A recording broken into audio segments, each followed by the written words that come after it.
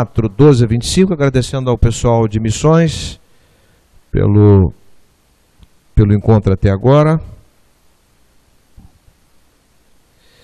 Mateus 4.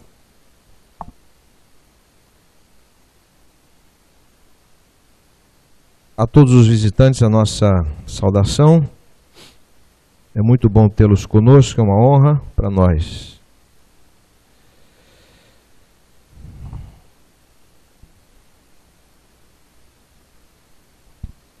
Mateus 4, vamos ler os versos 12 a 25.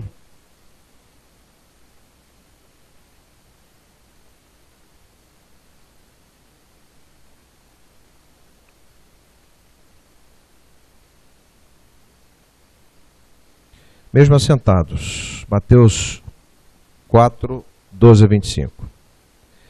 Ouvindo, porém, Jesus que João fora preso, retirou-se para a Galiléia, e deixando Nazaré, foi morar em Cafarnaum, situada à beira-mar, nos confins de Zebulon e Naftali, para que se cumprisse o que fora dito por meio do profeta Isaías: terra de Zebulon, terra de Naftali, caminho do mar, além do Jordão, Galiléia dos gentios.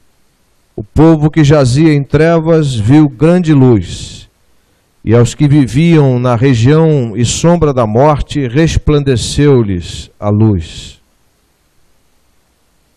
Daí por diante passou Jesus a pregar e a dizer: arrependei-vos, porque está próximo o reino dos céus. Caminhando junto ao mar da Galiléia, viu dois irmãos, Simão, chamado Pedro, e André, que lançavam rede ao mar, porque eram pescadores.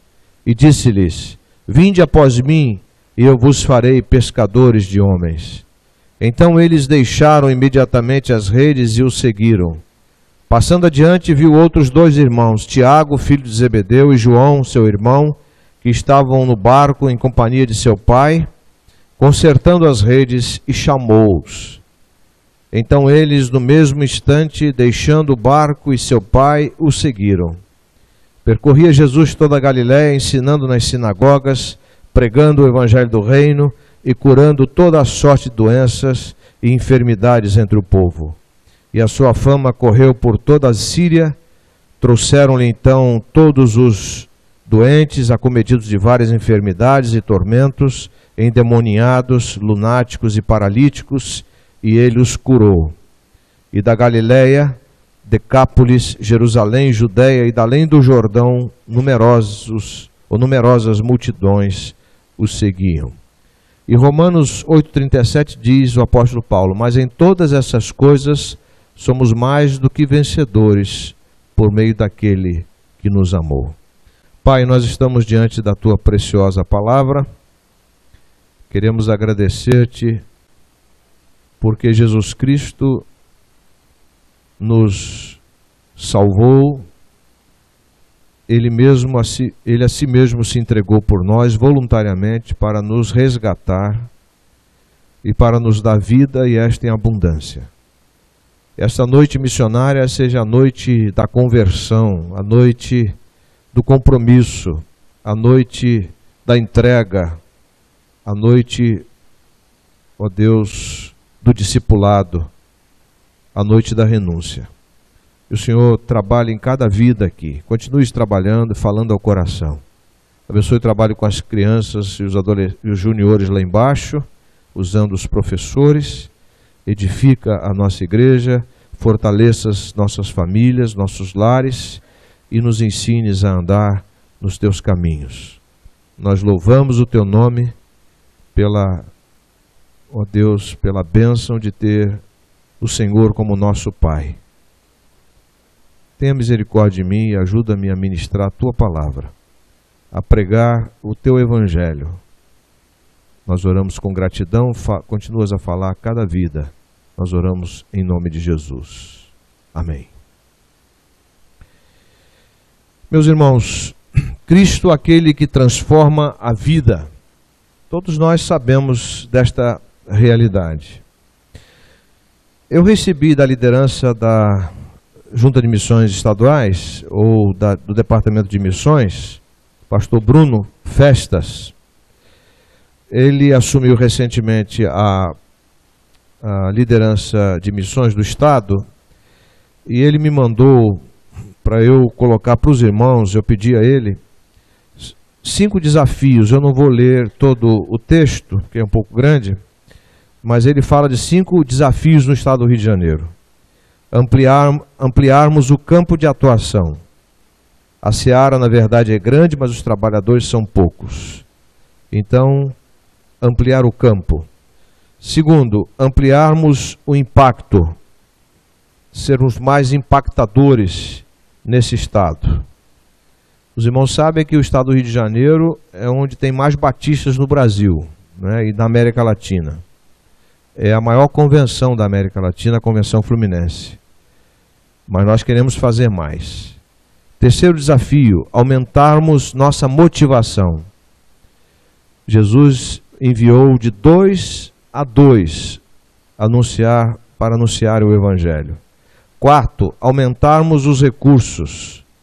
Nós precisamos aumentar os recursos. Lucas 4:28. Pois qual dentre vós, pretendendo construir uma torre, não se assenta primeiro para calcular a despesa e verificar se tem os meios para concluir? E quinto e último, aprimorarmos a avaliação. Termos a consciência madura de avaliarmos a nossa performance, aonde temos chegado e como nós podemos melhorar. Isso acontece na nossa vida pessoal também. Cristo é aquele que transforma a vida. Irmãos, nós temos diante de nós 2 textos preciosos. O primeiro texto, Jesus está chamando os seus primeiros discípulos, Pedro e André, ou André e Pedro, Tiago e João. Dentre estes 4, 3 especialmente foram os homens que estiveram mais próximos de Jesus, Pedro, Tiago e João.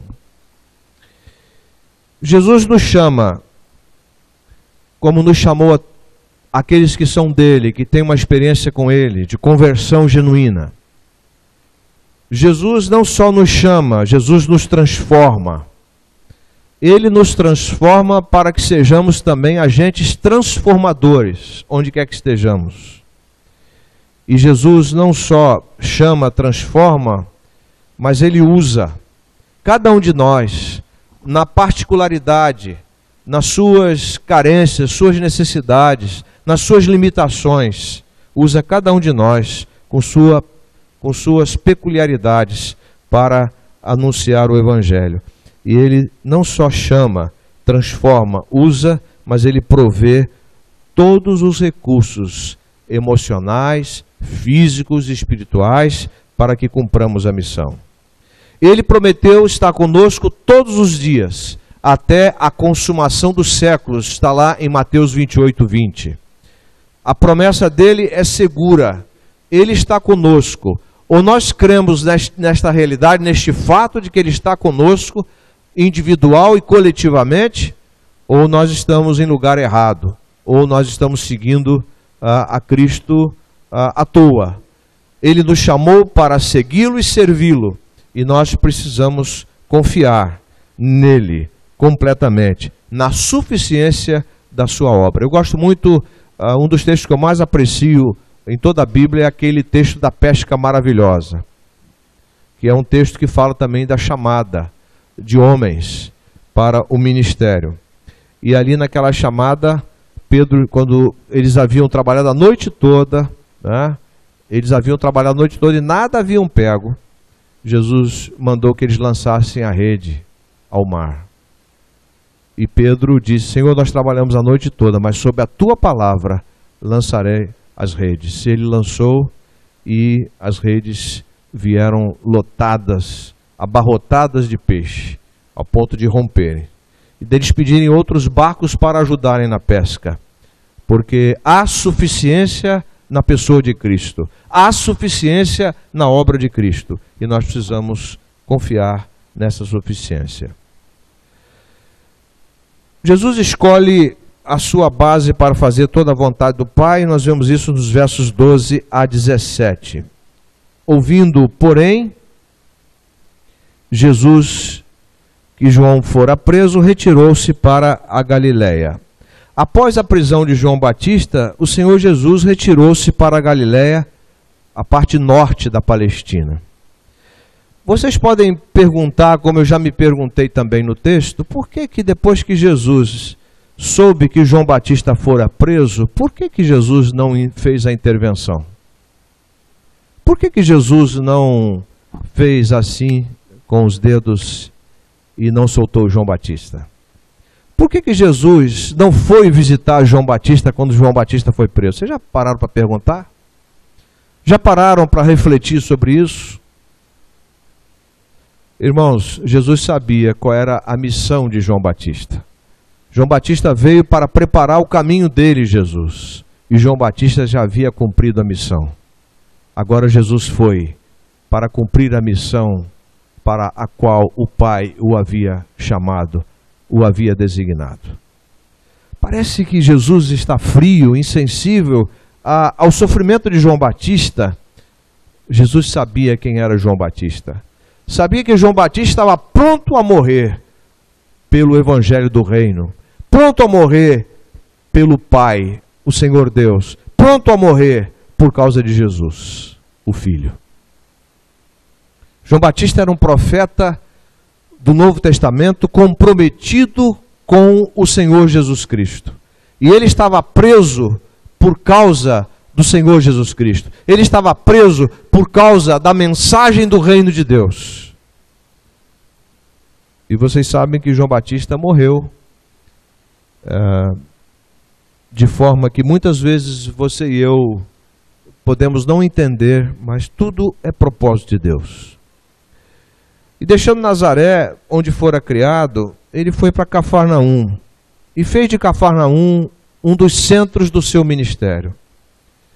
Por que ele foi para Cafarnaum?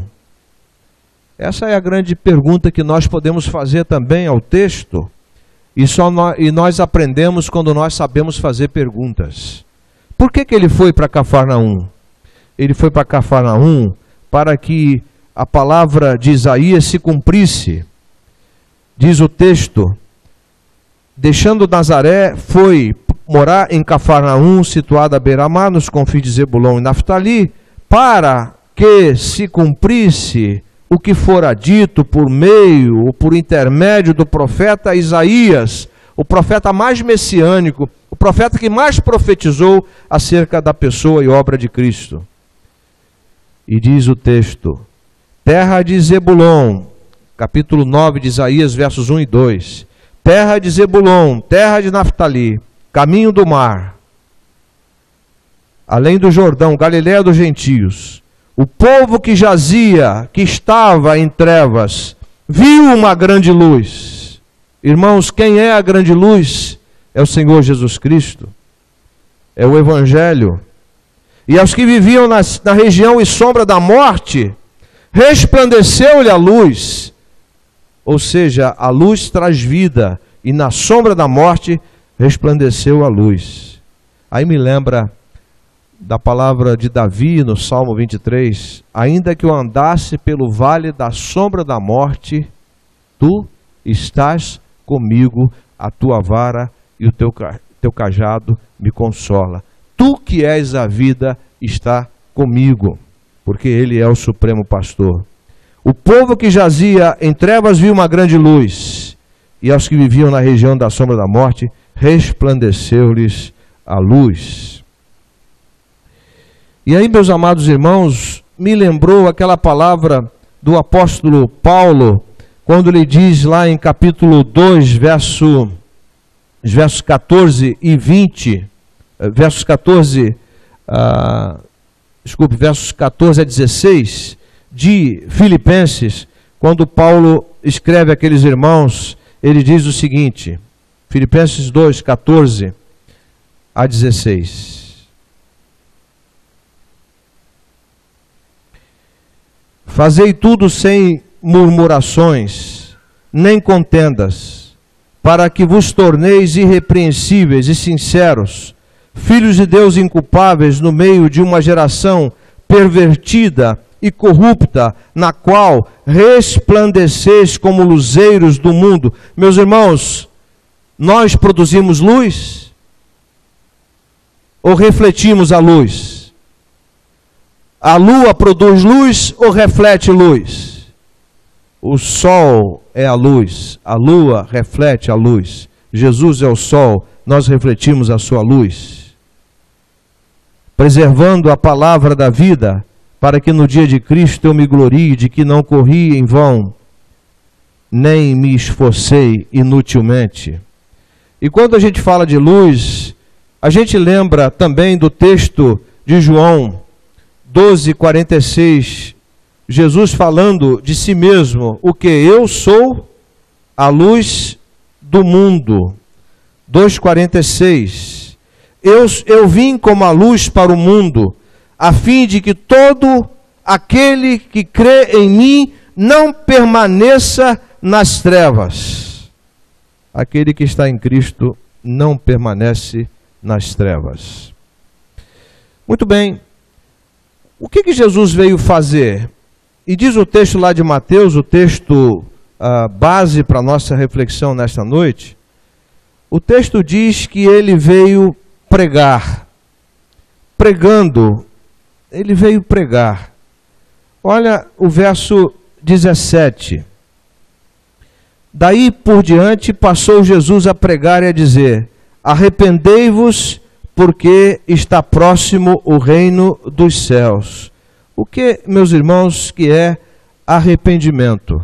Arrependimento é muito mais do que mudança de mente. Arrependimento é mudança de direção, é mudança de vida. Arrepender-se é mudar de vida. Eu estou indo para o sul, eu vou para o norte. A mudança é radical, absoluta.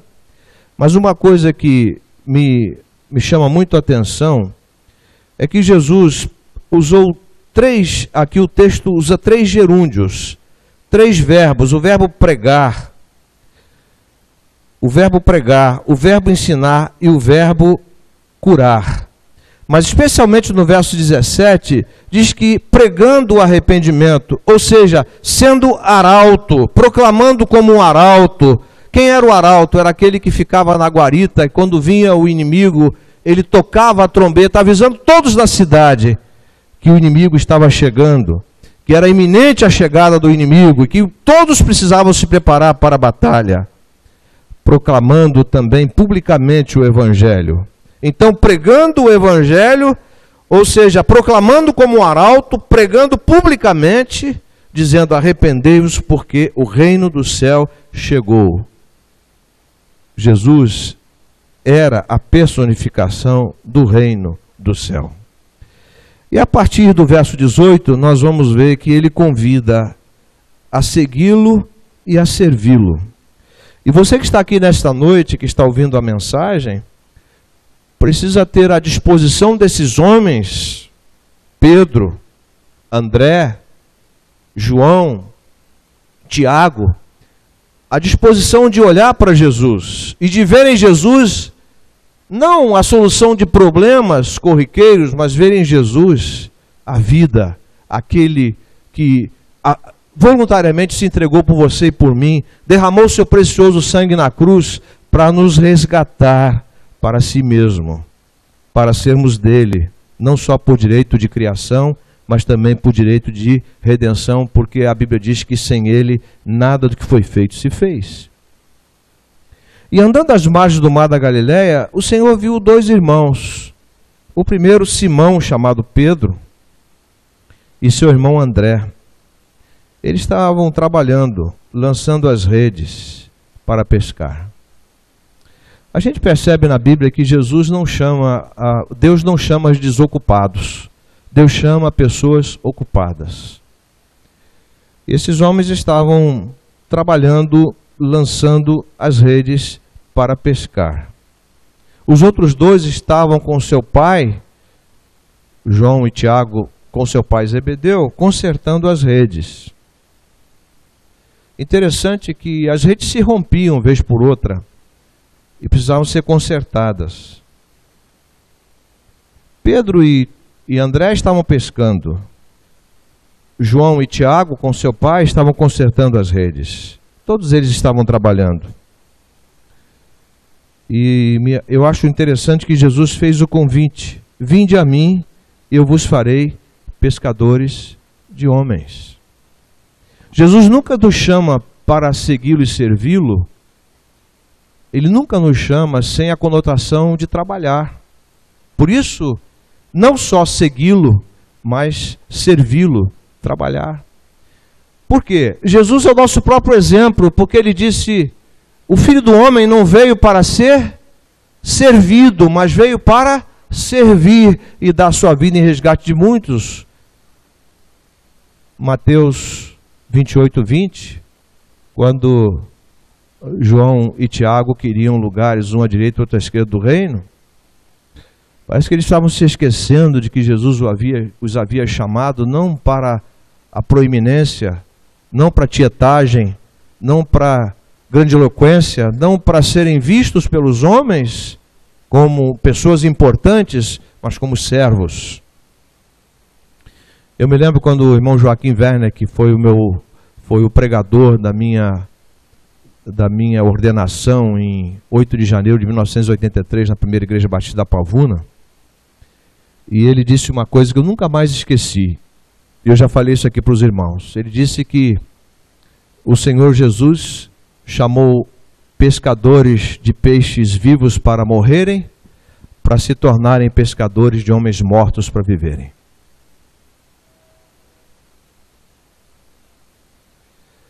Quando eu estava morto dos meus delitos e pecados, o Senhor Jesus me chamou para si, me salvou, me fez viver. Para que eu leve essa mensagem às pessoas que estão mortas nos seus delitos e pecados, para que elas sejam transformadas em crendo na pessoa de Jesus Cristo. Jesus está fazendo um convite a você: venha a mim, venha a mim. Agora, o convite que ele faz a você é um convite interessante também. Ele fala: vinde a mim, todos os que estáis cansados e sobrecarregados, eu vos aliviarei. Tomai sobre vós o meu jugo e aprendei de mim, porque sou manso e humilde de coração, e encontrareis descanso para as vossas almas, porque o meu jugo é suave e o meu fardo é leve. Mateus 11, 28 a 30. E a resposta desses homens foi interessante. No verso 20, diz: e eles então deixaram imediatamente as redes e o seguiram. Eu acho interessante isso aqui. Imediatamente eles deixaram as redes e seguiram o Senhor. Eles deixaram de pescar peixes vivos para morrerem, para se tornarem pescadores de homens mortos para viverem. Jesus chamou-os como homens comuns, que faziam um trabalho comum, para continuarem sendo homens comuns, para fazerem um trabalho extraordinário.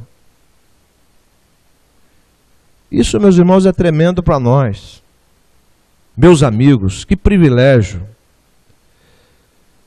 E mais adiante ele viu outros dois irmãos no verso 21. Passando adiante, viu os outros dois irmãos, Tiago, filho de Zebedeu, e João, seu irmão, que estavam no barco em companhia de seu pai, consertando as redes, e chamou-os. Quando a gente pensa no chamado de Jesus, meus irmãos, nós pensamos num chamado da graça, porque é um chamado do não mérito. Quando eu penso no chamado de Cristo, eu penso no chamado do amor, para nós que muitas vezes sentimos ódio. Quando eu penso no chamado de Cristo, eu penso no chamado de humildade, quando ele encontra pessoas tão arrogantes e orgulhosas como nós. Quando eu penso no chamado de Cristo, eu penso no chamado da mansidão. E quantas vezes nós não somos mansos? Quando eu penso no chamado de Cristo, eu penso no chamado do serviço, quando muitas vezes estamos ociosos.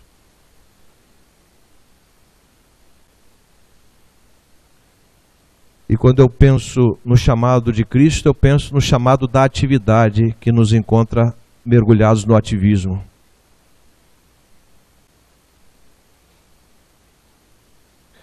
E aí no verso 22, nós vemos que eles deixaram barcos e seu pai e o seguiram. Eu gosto muito aqui, deixaram os barcos e seu pai. Deixaram sua família. Jesus disse: aquele que não deixar pai e mãe por amor de mim, não é digno de mim.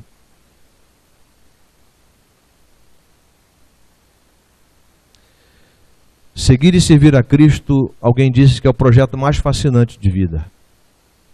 E o Senhor está chamando você para esse projeto de fascinante, que não tem preço monetário.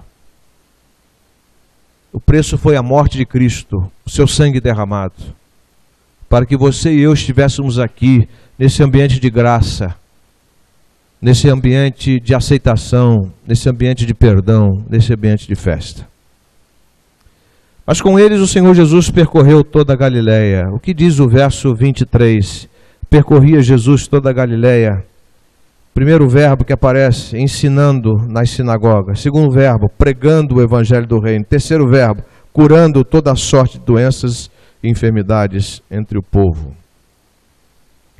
Primeiro verbo que nós queremos destacar aqui é o verbo ensinando. O verbo ensinar está aqui no modo gerúndio.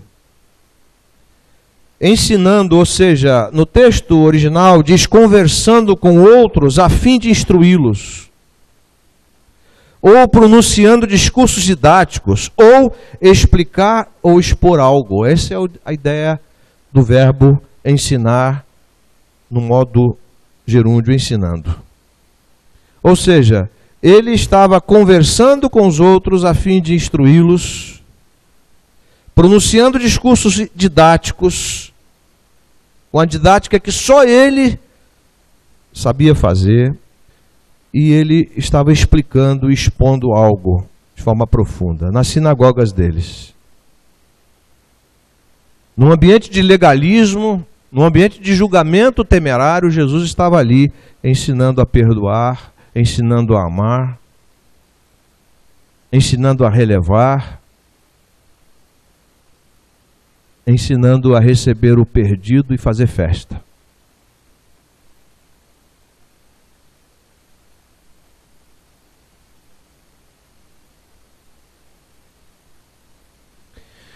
Quando Jean Vanier deixou a cátedra da Universidade de Toronto, doutor, hoje com seus 92 anos, me falha a memória, aquele irmão canadense de descendência francesa foi para os arredores de Paris. Ele, muito impactado com o sofrimento humano, ele viu dois rapazes com paralisia cerebral babando. E ele sentiu no coração uma inclinação muito forte para cuidar desses rapazes. E alugou uma casa, largou a Universidade de Toronto, largou a cátedra para cuidar de rapazes, de pessoas com paralisia cerebral, pessoas que babam.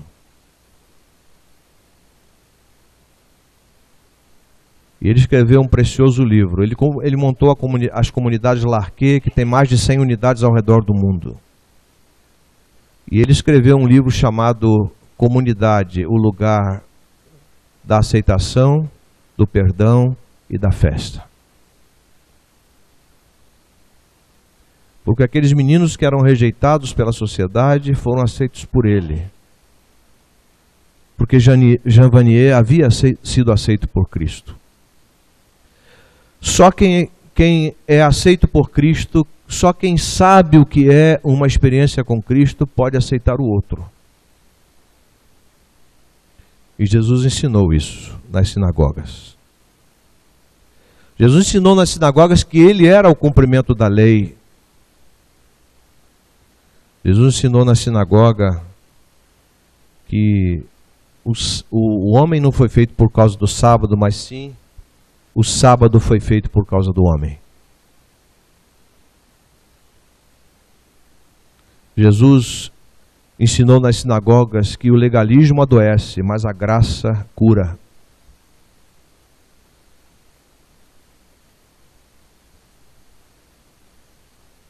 Ele ensinou que o que entra não contamina o homem, mas sim o que sai.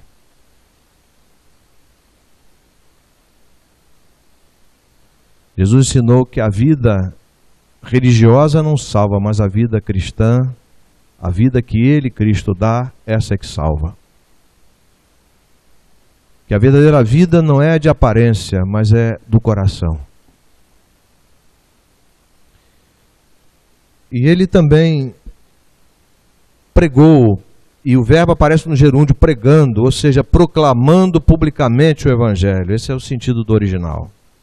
Anunciando como um arauto o Evangelho do Reino. As boas novas, as boas notícias, onde a morte chegou à vida. Quando ele disse a Lázaro, 4 dias já morto, Lázaro sai para fora. E Lázaro saiu porque ele ressuscita o morto.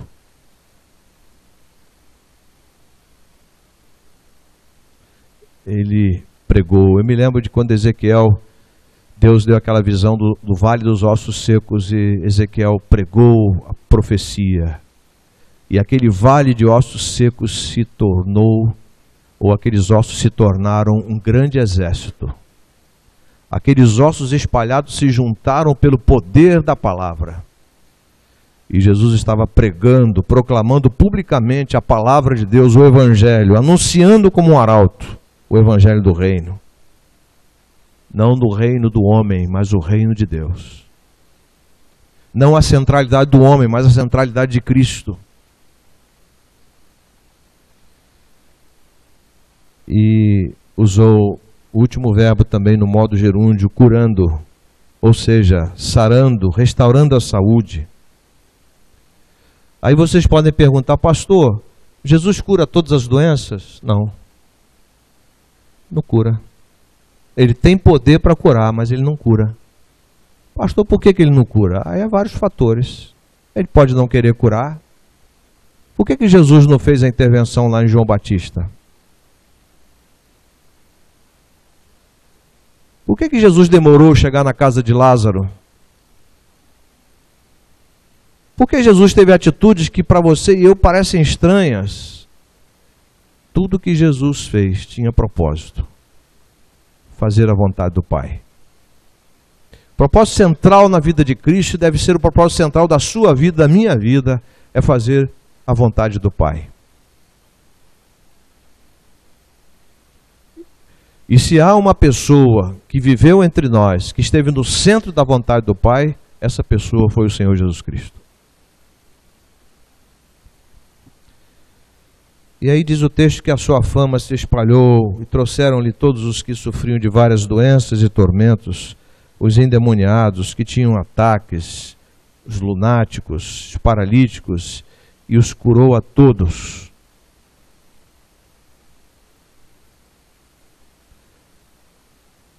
Porque a cura era um dos sinais do poder do Messias. Era um dos sinais da sua divindade.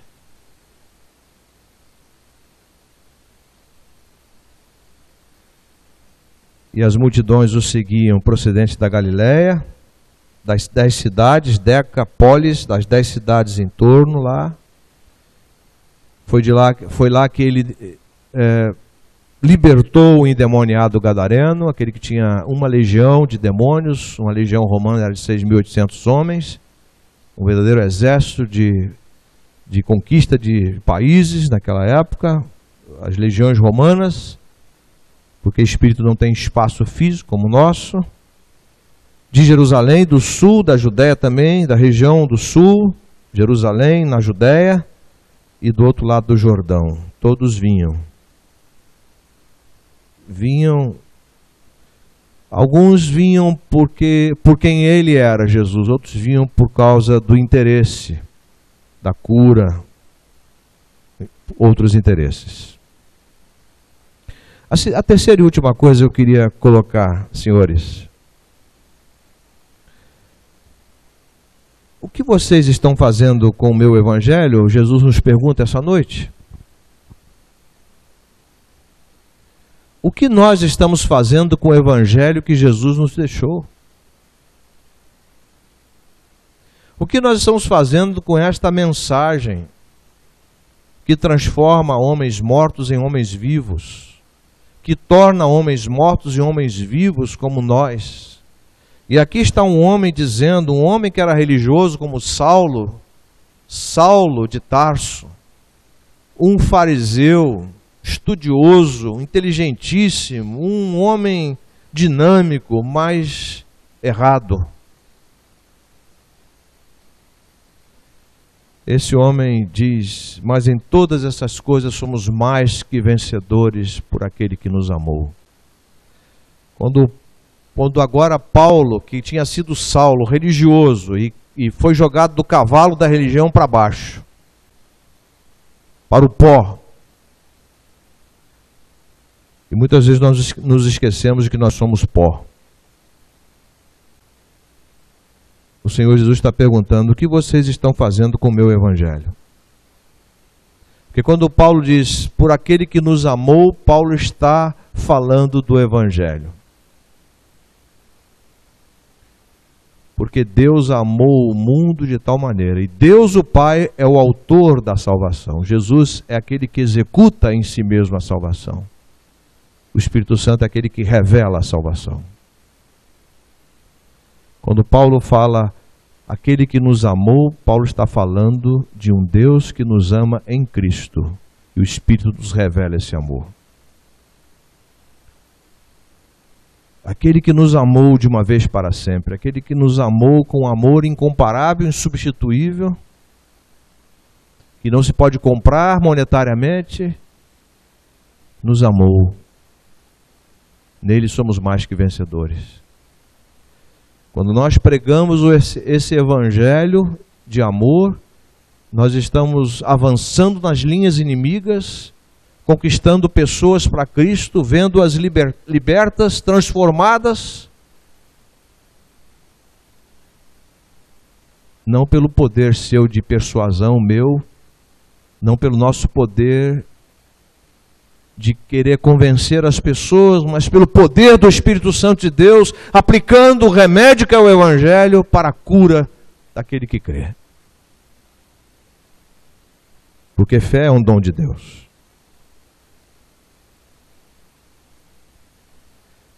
Jesus disse, ninguém tem maior amor do que este, dar alguém a sua vida pelos seus amigos. Vós sereis meus amigos se fizerdes o que eu vos mando. João 15, versos 13 e 14.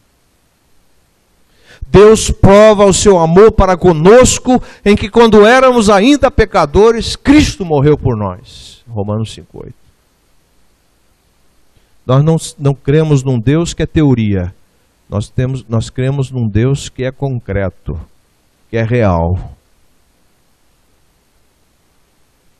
Esse dia eu estava pensando sobre a minha vida, né? Fiz besteira na vida, saí de igreja que eu não devia ter saído, fiz tanta atrapalhada, não tinha paciência, era um potro desembestado. Hoje eu sou um burro velho, manso. Aliás, eu preciso ser mais manso, né? Hoje eu perdi um pouco a paciência com a minha mulher, me levou para colocar uma cortina com ela e eu fiquei meio impaciente. Mas o burro velho aqui, o Senhor está montando nele, está domando. Eu estava avaliando a minha vida, falei assim, como é que Deus é maravilhoso, como é que Deus trabalha na nossa vida de maneira fantástica. Meu irmão, minha irmã, meu amigo, minha amiga, você está aqui hoje porque Deus está trabalhando na sua vida. Não tenha dúvida, você não veio aqui à toa. Você não veio aqui à toa, você veio aqui para ouvir a palavra de Deus, não a palavra de homem. Você veio aqui para ouvir o Evangelho de Jesus, que alimenta, que sustenta, que dá sustância, como os mineiros gostam de dizer. Você e eu fomos chamados para ser mais que vencedores, como esses homens aqui, Pedro, Tiago, João, André, discípulos valorosos, homens extraordinários, cujas vidas foram usadas de forma maravilhosa, cada um na sua particularidade. Quem sou eu para julgar Pedro? Aquele temperamento difícil dele. Lembremos-nos que nós somos mais do que vencedores por meio daquele que nos amou. A vitória nossa está nele. Martyn Lloyd-Jones deixou a cirurgia para ser um pastor. Ele era do país de Gales. O pastor Vanderlei está aqui hoje, estou muito feliz em vê-lo. E ele gosta também, aprecia muito Martyn Lloyd-Jones. O pastor Vanderlei é um leitor voraz. E Martyn Lloyd-Jones, pastor Valdemiro Timichak, quando estudava em Londres, ele tinha o privilégio de semanalmente estar lá na capela do Westminster e ouvindo o Dr. Martyn Lloyd-Jones pregar. E Dr. Martyn Lloyd-Jones, ele diz no seu livro Pregação e Pregadores, no último capítulo, Demonstração de Espírito e Poder, ele fala: nós temos que pregar o Evangelho com integridade, o Evangelho sem mistura, o Evangelho genuíno, e Deus vai se encarregar pelo seu Espírito de fazer a obra no coração do homem.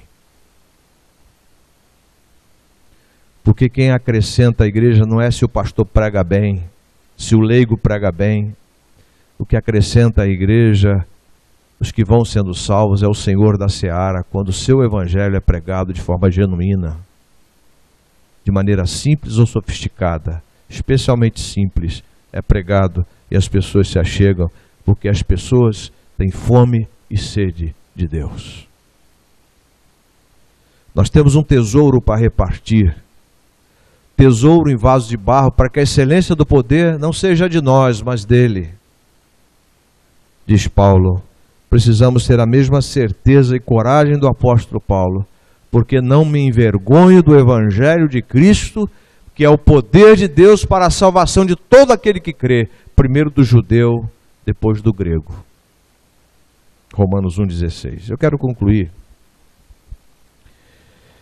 O nosso grande desafio, meus irmãos, nessa noite missionária, quando nós estamos aqui dando o pontapé inicial de uma campanha para ajudarmos missões no estado do Rio de Janeiro, entre os batistas, o nosso grande desafio é pregarmos o genuíno evangelho até que Cristo volte. Diz lá em Mateus 24,14, este evangelho do reino será pregado a todas as nações e então virá o fim. Precisamos usar todos os meios possíveis e meios éticos para anunciarmos o Evangelho. Jesus era uma pessoa trabalhadora, não era uma pessoa ociosa.